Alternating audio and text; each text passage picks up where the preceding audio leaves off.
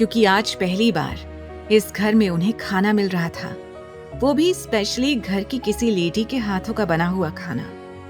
वो लोग जाकर नाश्ते की टेबल पर बैठ गए। ध्रुव ने एक्साइटेड होकर पूछा, भाभी बहुत अच्छी खुशबू आ रही है, क्या बनाया है आपने? आस्था चहक कर बोली, ध्रुव जी, हमने आलू के पराठे, सब्जी और पूरी बनाई है। हमें पूरी उम्मीद है कि आप सभी को ये खाना जरूर पसंद आएगा। आप जानते हैं, जब हम गांव में थे तब ये हमारा फेवरेट खाना हुआ करता था और हम बैठते ही फटाफट से सारा खाना चट कर जाया करते थे। आस्था मुस्कुराकर एक ही सांस में अपनी पूरी बात कही जा रही थी और बाकी सब एक दूसरे को देखकर मुस्कुरा रहे थे। तभी दादाजी ने पूछा, अरे आकाश, ये अरमान कहाँ रह गया? जरा उसे बुलाकर लाओ, वो भी हमारे साथ नाश्ता कर लेगा। दादाजी ने जैसे ही अरमान का नाम लिया, आस्था की जैसे जान हलक में आ गई और उसका हाथ कांपने लगा। वो घबराते हुए बोली, क्या वो भी यहाँ आकर नाश्ता करेंगे? ये सोचते ही उसने अपने हाथ में जो ग्लास पकड़ा हुआ था वो तुरंत छूटकर नीचे गिर गया। सब हैरानी से आस्था की ओर देखने लगे। दादाजी ने परेशानी में पूछा, क्या बात है बेटा, तुम ठीक तो हो ना? आस्था ने जल्दी से अपनी गर्दन हाँ में हिला दी और धीमे लहजे में बोली, माफ कीजिएगा दादाजी, हम बस ग्लास टेबल पर रख रहे थे, अचानक से हमारे हाथ से ग्लास छूट गया। आहान ने हंसते हुए कहा, भाभी आप इतना घबरा क्यों रही हैं? जैसे मानो आपने किसी का मर्डर कर दिया हो। अरे ग्लास ही तो गिरा है, इसमें इतना घबराने वाली बात कौन सी है? ध्रुव मासूमियत से बोला, भाभी मुझसे अब इंतजार नहीं हो रहा है, प्लीज आप मुझे सर्व कर दीजिए। खाने की स्मेल के बाद मेरी हिम्मत ही नहीं हो रही है कि मैं और इंतजार करूं। आस्था मुस्कुराते हुए उसे खाना सर्व करने के लिए आगे बढ़ ही रही थी, लेकिन दादाजी उसे वार्निंग देते हुए बोले, खबरदार, अगर किसी ने कुछ खाया तो।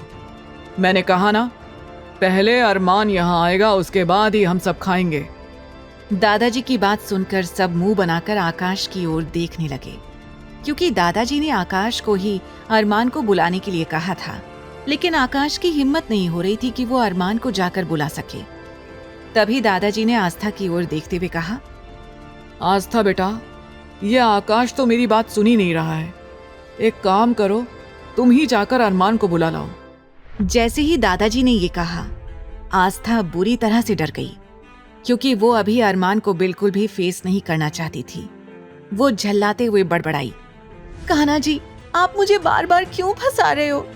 हाँ, हम मानते हैं कि हम अपने कहे हुए वादे को अब तक पूरा नहीं कर पाए हैं, तो इसका मतलब ये थोड़ी है कि आप अपनी प्यारी आस्था के साथ ऐसा करोगे।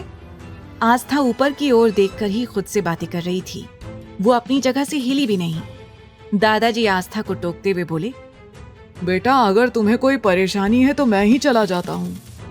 आस्था जैसे होश में आई और वो जल्दी से बोली, नहीं नहीं दादाजी, ये आप कैसी बातें कर रहे हैं? आपकी तबीयत वैसे ही ठीक नहीं है, मैं अभी उन्हें बुलाकर लाती हूँ, तब तक आप लोग शुरू कीजिए ना प्लीज।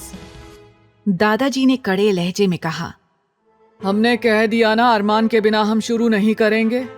और वैसे भी तुम्हारी पहली रसोई की रस्म में भी हमने अरमान के बिना ही खा लिया था। पता है उस वक्त मुझे कितना ज्यादा अफसोस हुआ था कि अरमान ने तुम्हारे हाथों के बने हुए टेस्टी पराठे मिस कर दिए। लेकिन अब मैं ये चाहता हूँ कि आज अरमान भी हमारे साथ आकर यहाँ बैठे और हमारे साथ नाश्ता करे। दादाजी की बात सुनकर आस्था धीमे कदमों से ऊपर सीढ़ी की ओर जाने लगी।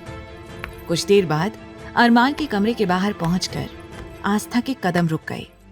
वो खुद ही अपने हाथों की उंगलियों को मरोड़ रही थी।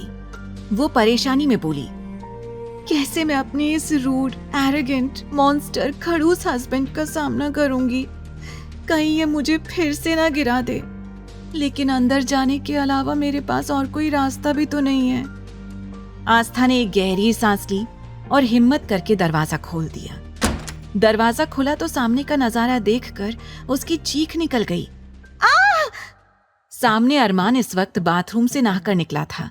आगे की कहानी जानने के लिए देखें अगला एपिसोड सिर्फ पॉकेट एफएम के यूट्यूब चैनल पर। और तेरे इश्क में के सारे एपिसोड्स को सुनने के लिए डिस्क्रिप्शन में दी लिंक से डाउनलोड करें पॉकेट एफएम ऐप।